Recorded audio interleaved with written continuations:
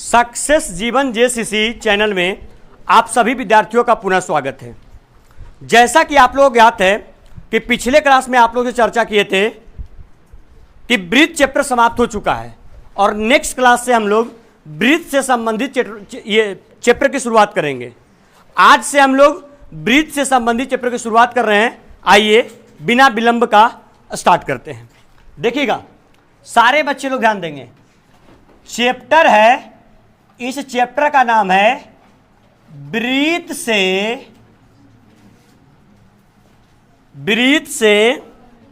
क्या है बोलिए, संबंधित ही है ना, ठीक है। ब्रीथ से संबंधित क्षेत्रफल। देखिएगा सर, ये थोड़ा सा ये चैप्टर हल्का सा लॉन्ग है। मेरा प्रयास रहेगा, ब्रीथ को समाप्त किए थे हम 5 क्लास में, इसमें मेरा प्रयास रहेगा ब्रीथ से संबंधित क्षेत्रफल को 8 से 10 क्लास में एक टारगेट लेकर के हम चलते हैं और कोशिश करते हैं या तो एक आध क्लास ऊपर या तो एक आध क्लास नीचे में वो कंप्लीट हो जाए। देखिए, जैसा कि आप लोग ज्ञात है, जब हम ब्रीथ चैप्टर हम पढ़ा रहे थे तो ब्रीथ चैप्टर में हम प्रॉपर 2 क्लास, लेक्चर नंबर 1, बच्चे लोग यहां देखोगे, लेक्चर नंबर 1 और लेक्चर नंबर 2 प्रॉपर हम लिए थे। किससे? केवल और केवल परिभाषा के बारे में चर्चा किए थे। और वो परिभाषा आपका था किसके बारे में बोलिए? ब्रीथ के बारे में। किसके बारे में? ब्रीथ के बारे में। तो ब्रीथ के बारे में ऑलरेडी परिभाषा बताया हुआ है, तो हम दोबारा उसके बारे में विशेष चर्चा उस पर नहीं करेंगे। हम लोग डायरेक्ट पॉइंट पर आते हैं और पॉइंट पर आने के बाद कुछ कंसेप्ट देना है, उस कंसेप्ट की चर्चा करते हैं और फिर चैप्टर की शुरुआत करते हैं। देखिए सर, आइए सबसे पहले आप लोग को बताए थे कि ये जो आपको चित्र दिख रहा है, ये जो आपको चित्र दिख रहा है, ये चित्र आपका जो है वो किसका है बोलिए? ब्रीथ का। किसका है बोलिए? ब्रीथ का। और ब्रीथ का जो सबसे बीच का बिंदु होता था, इसे क्या बोलते थे? गुड। ब्रीथ के सबसे बीच के बिंदु को हम लोग बोलते थे क्या? केंद्र। और ब्रीथ के साइड के जो बाउंड्री था, जो साइड का बाउंड्री था, जो केंद्र से कौन दूरी पर था? बराबर दूरी पर। केंद्र से कौन से दूरी पर? बराबर। अब बताइए, जो केंद्र से बराबर की दूरी पर था, इसको हम लोग क्या बोलते थे बोलिए? क्या बोलते थे? परिधि। और परिधि को अंग्रेजी में बोले थे सरकमफेरेंस। क्या बोले थे? सरकमफेरेंस। सरकमफेरेंस का फर्स्ट लेटर क्या? सी। इसलिए बताइए, ब्रीथ के परिधि को सूचित क्या चीज से? सी से। नोटेशन याद रखना बहुत इंपॉर्टेंट है। नोटेशन कहने का मतलब उसको डिनोट किस से करते हैं। नोटेशन याद रहेगा, बड़ा हेल्प मिलेगा। ब्रीथ के परिधि को डिनोट करेंगे किससे बोलिए? सी से। और बोलिए ब्रीथ के केंद्र को किससे? ओ से। देखिए, 2-3 चीज बोलते हैं। जैसे एज एग्जाम्पल इसमें 2 टर्म आता है। एक आया परिधि। परिधि किसको बोले? ये जो ब्रीथ का जो साइड का बाउंड्री आया, ये परिधि कर आया। लेकिन ये जो ब्रीथ का जो अंदर का जो ये भाग है, ये जो ब्रीथ का अंदर का भाग है, जिसको हम छायांकित कर रहे हैं, जिस भाग को हमने छायांकित किया, ये बोलिए ये परिधि से अंदर का है कि परिधि से बाहर का? परिधि के अंदर सा। तो अगर ये परिधि के अंदर का है तो इसको जानते हैं हम लोग क्या बोलते हैं? इसको हम लोग बोलते हैं क्या बोलिए सर? इसको बोलते हैं क्षेत्रफल। और क्षेत्रफल को अंग्रेजी में क्या? एरिया। अंग्रेजी में एरिया। एरिया का फर्स्ट लेटर ए, इसलिए क्षेत्रफल को सूचित किया जिसे? ए से। तो आज से 2 टर्म याद रखिएगा। ब्रीथ की परिधि को अंग्रेजी में सरकमफेरेंस, तो सी से, और क्षेत्रफल तो किससे? ए से। देखिए, हम 2-3 काम आप लोग को बता रहे हैं। कौन कौन सा 2-3 काम? एक हम लोग को क्या काम करना है? अपने खेत में बाढ़ लगाना है। खेत में क्या लगाना है? बाढ़। बाढ़ कहने का मतलब वो घेरावा देना है अपने खेत में, या कह सकते हैं खेत में मतलब अंदर जो फसल लगा हुआ है उसको हम लोग को घेरा देना है, उसको हम लोग को बचाना है। तो अगर इस प्रकार का रहेगा, तो देखिए इस प्रकार के रहने के बाद हम लोग क्या काम करेंगे बताइए? खेत में बाढ़ लगाना है, तो बाढ़ खेत के अंदर लगेगा या साइड बाउंड्री पर लगेगा? साइड बाउंड्री पर। तो जब भी कहीं पर कोई क्षेत्रफल को घेरने की बात आएगा, कोई खेत को घेरने की बात आएगा, कोई खेत में बाढ़ लगाने की चर्चा करेगा, तो जब भी बाण लगेगा वो वृत्त के क्या चीज पर, परिधि पर। और जब भी कभी खेत में फसल उगाने की बात आएगा तब फसल आरी पर उगाओगे कि खेत के बीच में? तो जब भी फसल लगाने की बात आएगा तो फसल लगेगा किस पर, क्षेत्रफल पर। और जब भी बाण लगाने की बात आएगा तो बाण कहां लगेगा, परिधि पर। बात समझ में आ रहा है? इसमें देखिए बच्चे लोग ध्यान दीजिए, इसमें हम 2, 3, 4 टर्म बताए थे। देखिएगा सबसे पहले समझिएगा, हम बार बार इस नोटेशन की चर्चा नहीं करेंगे। सबसे पहला आप लोगों को बताए थे परिधि के बारे में। यहां ध्यान दीजिएगा, परिधि को हम लोग अंग्रेजी में बोलते हैं सरकमफेरेंस, राइट। सरकमफेरेंस का फर्स्ट लेटर सी, इसलिए वृत्त के परिधि को सूचित सी से। नंबर दूसरा टर्म आया था, दूसरा टर्म आएगा क्या बोलिए, दूसरा टर्म क्या, क्षेत्रफल। क्षेत्रफल को अंग्रेजी में एरिया, एरिया का फर्स्ट लेटर ए, इसलिए क्षेत्रफल को सूचित ए से। Any problem? इसके बाद इसमें एक आएगा वृत्त की क्या, त्रिज्या। अरे वृत्त की त्रिज्या, त्रिज्या को अंग्रेजी में रेडियस, रेडियस का फर्स्ट लेटर आर, इसलिए त्रिज्या को सूचित कैपिटल आर के स्मॉल आर, स्मॉल आर से। इसी से संबंधित एक टर्म आया था व्यास, व्यास को अंग्रेजी में डायमीटर, डायमीटर का फर्स्ट लेटर, इसलिए व्यास को सूचित। और व्यास जो होता है वो परिधि का कई गुना, सॉरी व्यास जो होता था वो त्रिज्या का कई गुना, अरे त्रिज्या का, तो d बराबर कितना r, और जो वृत्त की त्रिज्या होता था वो व्यास का क्या, अरे व्यास का मतलब r बराबर dy, और d बराबर कितना r, अरे d बराबर व्यास बराबर 2 गुने त्रिज्या, 2 गुने त्रिज्या, 2 गुने और त्रिज्या बराबर व्यास बटे 2, अरे व्यास बटे। बताओ परिधि को सूचित, परिधि को सूचित क्षेत्रफल को, त्रिज्या को, व्यास को, व्यास त्रिज्या का, और ये जो त्रिज्या होगा व्यास का आधा। अब आइए सर, सबसे पहले हम लोग कुछ फार्मूलाज देखते हैं और सुनिए। और इसमें एक टर्म आएगा, एक टर्म आएगा कौन सा बोलिए, पाई। कौन सा आएगा, पाई। देखिए पाई का चिन्ह आपका होता है इस प्रकार का, ठीक है। ये चिन्ह किसका है, पाई। और ये जानते हैं जो पाई है ये आपका कौन सा टर्म है, ये जो पाई होता है ये आपका होता है कौन सा टर्म बोलिए, कांस्टेंट टर्म। कांस्टेंट टर्म कहने का मतलब हुआ कि इसका वैल्यू कभी भी बदलता नहीं है, इसका वैल्यू फिक्स रहता है, कभी बदलता नहीं है। और पाई का मान कितना होता है, गुड। पाई का मान कहीं कहीं पर 22/7 और कहीं कहीं पर 3.14। अब समझिएगा, कोई विद्यार्थी कहेंगे ऐ सर नंद गया, कोई विद्यार्थी कहेंगे कि सर पाई का मान 3.14 कहां पर यूज करेंगे और 22/7 कहां यूज करेंगे।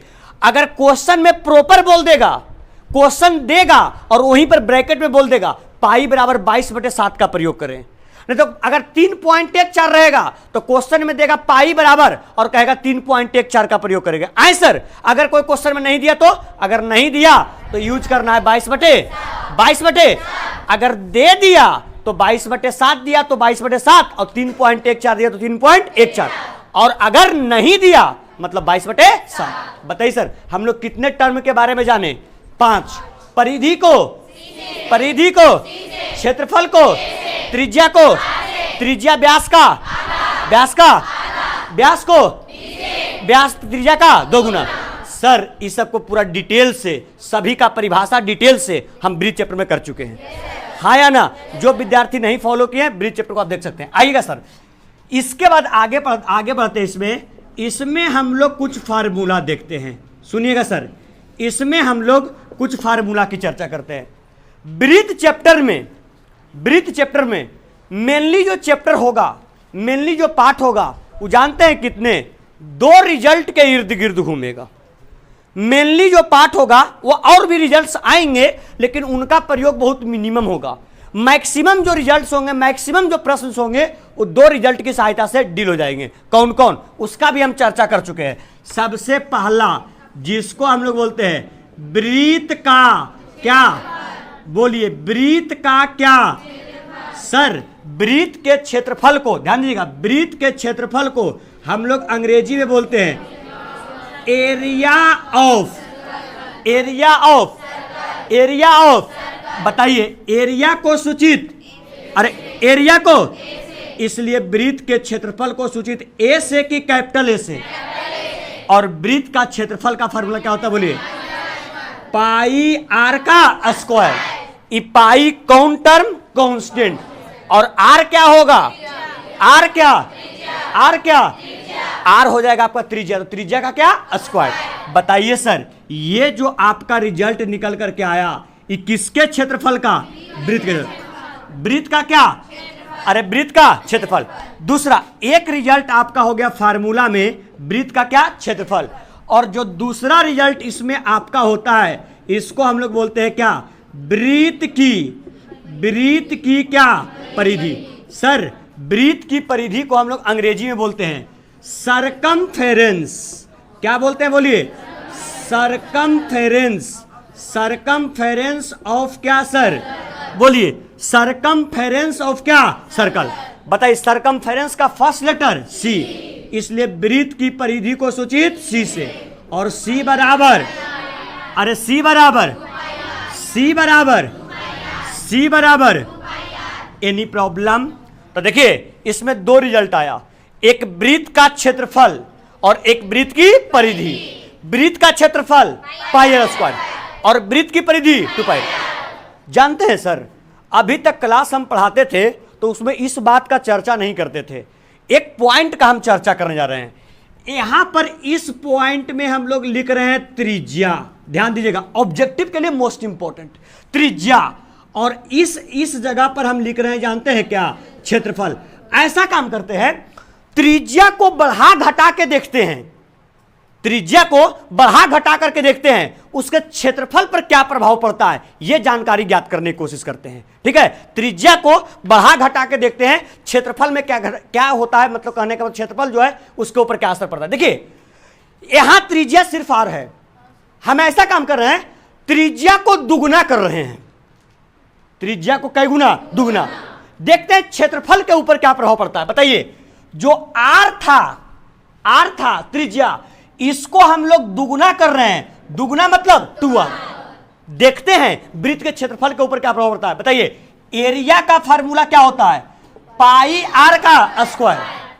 हमने इस त्रिज्या को कई गुना, कई गुना, तब बताइए एरिया बराबर पाई का पाई आर के जगह पर, अरे दुगुना किए तो कई आर, मतलब 2r का स्क्वायर, मतलब एरिया बराबर पाई का पाई 2 का स्क्वायर 4 और आर का स्क्वायर। इसको ऐसे लिख सकते हैं एरिया बराबर 4 गुने पाई आर स्क्वायर। सर अगर हमने वृत्त के त्रिज्या को हमने दुगुना किया, बताइए यह है वृत्त का क्षेत्रफल, वृत्त का क्या है, क्षेत्रफल, वृत्त का क्षेत्रफल कई गुना हो गया, 4 गुना। आज के बाद याद रखिएगा अगर वृत्त की त्रिज्या को, अगर वृत्त की त्रिज्या को क्या की जाए, दुगनी, अगर वृत्त की त्रिज्या को दुगनी की जाए तो जो वृत्त का क्षेत्रफल होगा वो आपका कई गुना बढ़ जाएगा, 4 गुना। कैसे 4 गुना, ये पूरा एब्रिविएशन आपके सामने हमने नोट किया। तो देखिए ये पॉइंट नंबर फर्स्ट याद रखिएगा, ऑब्जेक्टिव के लिए मोस्ट इंपॉर्टेंट, आजकल बहुत पूछा जाता है। यदि वृत्त की त्रिज्या को दुगनी की जाए तो उसके क्षेत्रफल के ऊपर क्या प्रभाव पड़ेगा। अगर वृत्त की त्रिज्या 2 गुना होगा तो क्षेत्रफल कई गुना, 4 गुना। अब देखिए अगर क्वेश्चन में ऐसे दे दे वृत्त का क्षेत्रफल जो आपका है वो 20 मीटर स्क्वायर है, बताइए इसके त्रिज्या को दोगुना करेंगे तो क्षेत्रफल कई गुना होगा, सीधा बोलेंगे 80 मीटर स्क्वायर। अरे बोलेंगे क्यों, क्योंकि त्रिज्या दुगुना तो वृत्त कई गुना, 4 गुना। सर अगर त्रिज्या 3 गुना करेंगे तो कई आर स्क्वायर, 3 आर स्क्वायर, 3 तिया 9, मतलब 9 आर का स्क्वायर। अगर वृत्त की त्रिज्या 3 गुनी कर दी जाए, पहले से 3 गुनी कर दी जाए तो उसका क्षेत्रफल कई गुना बढ़ जाएगा। गुड, पॉइंट नंबर सेकेंड, अगर वृत्त की त्रिज्या कई गुनी, बोलिए 3 गुनी, अगर वृत्त की त्रिज्या 3 गुनी की जाए तो इसका क्षेत्रफल जो आपका होगा वह आपका कई गुना, 9 गुना, और अगर वृत्त की त्रिज्या दुगनी तो उसका क्षेत्रफल कई गुना, 4 गुना। यह समझ में आ रहा है क्या कि दिक्कत है। आए सर यदि वृत्त की त्रिज्या दुगना तिगुना ना करें वृत्त के त्रिज्या आधा कर दे। पहले क्या था, अरे क्या, अगर इसको आधा करेंगे तो 1/2 हो जाएगा।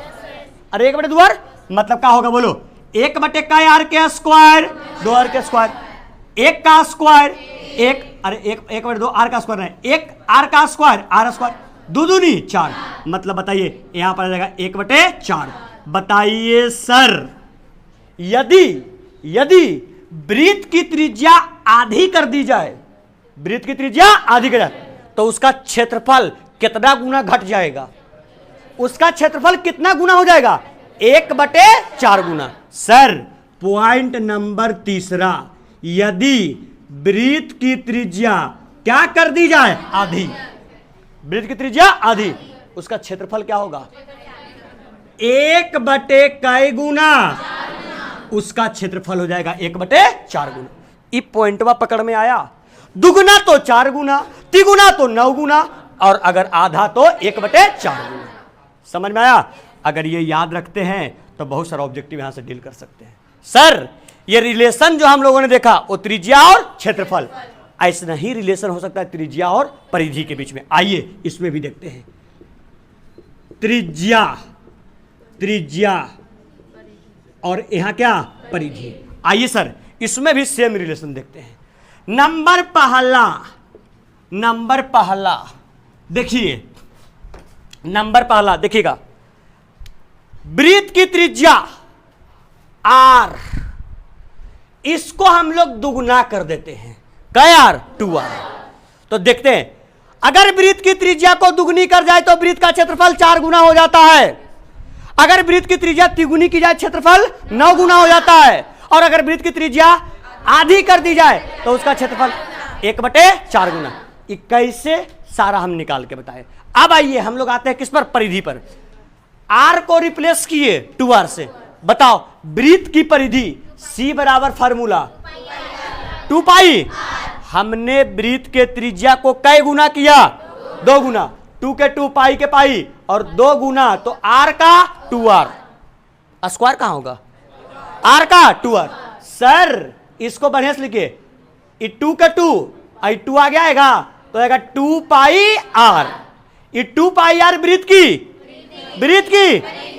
की हमने कै गुना किया, बताओ परिधि भी कै गुना, परिधि भी, सर परिधि में अलग। यदि वृत्त की त्रिज्या को, अगर वृत्त की त्रिज्या को दुगनी की जाए तो उसका परिधि भी क्या हो जाएगा, दुगना हो जाएगा। सर वृत्त की त्रिज्या को तिगुनी कर रहे हैं, मतलब r के जगह कै r, ये 3 आगे आ जाएगा, 3 अब बचेगा 2πr। सर वृत्त की त्रिज्या अगर 3 गुनी की जाए तो इसका क्षेत्रफल भी कै गुना हो जाएगा, 3 गुना। ये बात याद रखिएगा। पॉइंट नंबर 2, अगर वृत्त की त्रिज्या को 3 गुना की जाए तो उसका क्षेत्रफल भी क्या हो जाएगा, 3 गुना। तो अब तुम लोग इतना स्मार्ट हो, त्रिज्या दुगुना तो परिधि दुगुना, त्रिज्या 3 गुना परिधि 3 गुना, अगर त्रिज्या आधा तो परिधि भी आधा हो जाएगा। मतलब अगर त्रिज्या को क्या कर दी जाए, आधी, तो इसका जो परिधि होगा वो भी क्या हो जाएगा, आधी। ठीक है, ये पॉइंट नंबर कौन सा सर, 2, और ये पॉइंट नंबर कौन सा, 3। क्या सर इतना जो हमने बताया, एक बोर्ड में जो हमने इतना कंसेप्ट लिखा, इसमें किसी विद्यार्थी को इतना बताने के बाद अगर कोई प्रॉब्लम है तो हमसे पूछ सकते हैं दोबारा। फिर से सुन लीजिए 1 मिनट में, विदिन अ मिनट।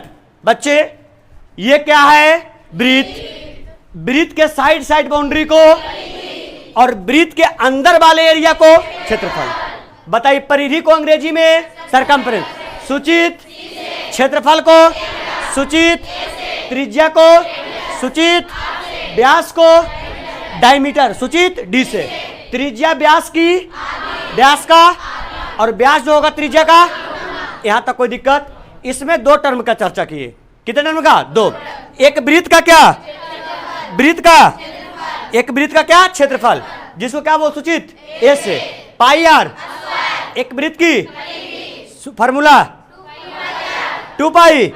वृत्त की त्रिज्या दुगनी, क्षेत्रफल, वृत्त की त्रिज्या दुगनी, परिधि दुगना। वृत्त का ये त्रिज्या 3 गुना, क्षेत्रफल और परिधि 3 गुना। परिधि, वृत्त की त्रिज्या आधी, क्षेत्रफल 1/, और परिधि। समझ में आया? यहां तक किन्हीं को कोई दिक्कत? चलिए जल्दी से बिना विलंब किए हुए इसको नोट कर लीजिएगा।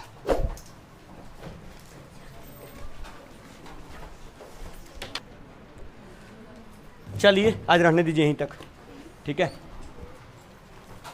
ये समझ में आया चीजें? अगला क्लास में कोशिश करेंगे। सुनिए, जो बच्चे लोग इसको पढ़ करके नहीं आए थे, इसका परिभाषा एक बार नेक्स्ट क्लास में पढ़ करके आइएगा, इसको पूरा देख करके आइएगा। अगले क्लास में बड़ा मजा आने वाला है, बड़ा मजा आएगा। और कोशिश करेंगे एक एक्सरसाइज क्या कर लिया है, कंप्लीट, ठीक है? चलिए थैंक यू, बहुत बहुत धन्यवाद। लेक्चर पसंद आया हो वीडियो को लाइक करें, अभी तक चैनल को सब्सक्राइब नहीं किया सब्सक्राइब कर लें, और अपने आसपास दोस्तों के साथ वीडियो को शेयर भी करते रहें। बहुत बहुत धन्यवाद, मिलते हैं नेक्स्ट लेक्चर में।